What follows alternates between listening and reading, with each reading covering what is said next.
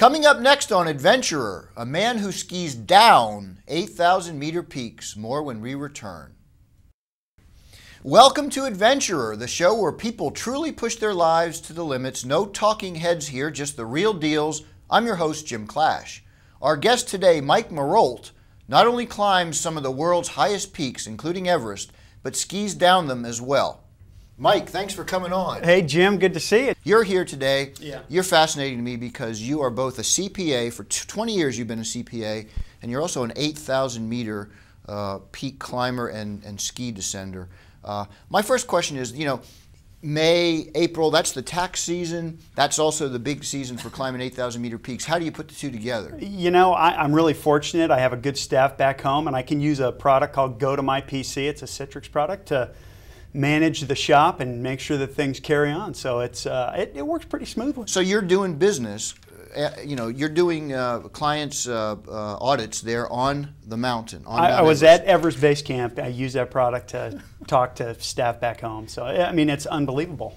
Now, what you do is very different from just climbing. When you're going up 8,000-meter peaks, which are 26,000 plus feet, the highest mountains in the world, and not only are you carrying the regular equipment, but you're carrying skis with you, which is unbelievable weight, and then you're attempting to ski down these mountains, right? Yep.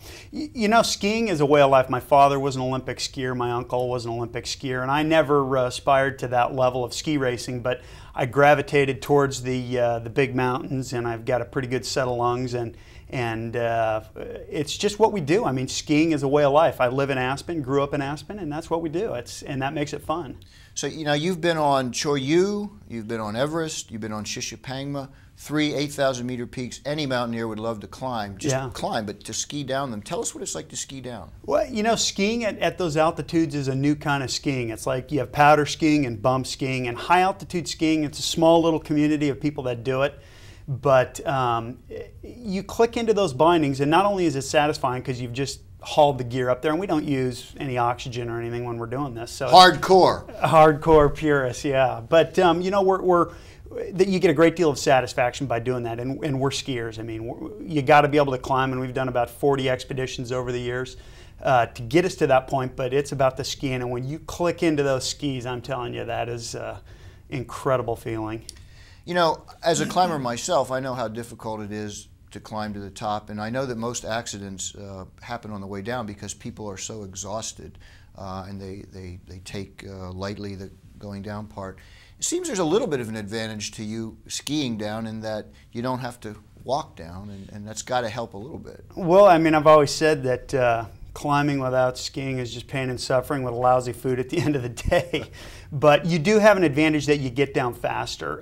But you're involved in a sport that takes you to aerobic thresholds, and you got to be extremely careful because you're doing fast twitch activity. I was just reading a book, The Man Who Skied Everest, about Miura in 1970. And he's the Japanese man. He's the Japanese man, and at that point, Ed Hillary and a bunch of the climbers back then, they said that skiing at 26,000 feet and above was impossible, even with oxygen. So you got to be careful, but it has its advantages, and the advantage to me is I love to make ski turns. All right, so you've done this stuff. What's next for Mike Marolt? Right now, this is the first time in my life I don't have one more in the can, as we say, one more ski trip. I definitely want to ski another 8,000-meter peak, maybe Manaslu or Dalagari or one of those.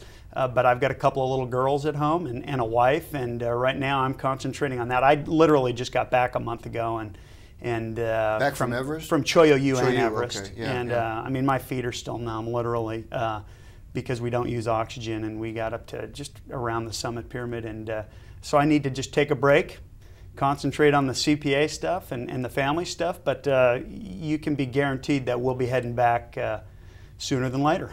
Well, hopefully you got all your brain cells. You seem to, and we wish you the best of luck in the future. Again, ski mountaineer Mike Marolt. I'm Forbes adventurer Jim Clash. To read my column, pick up Forbes magazine or click on Forbes.com/adventurer. And thanks for watching the Forbes.com Video Network.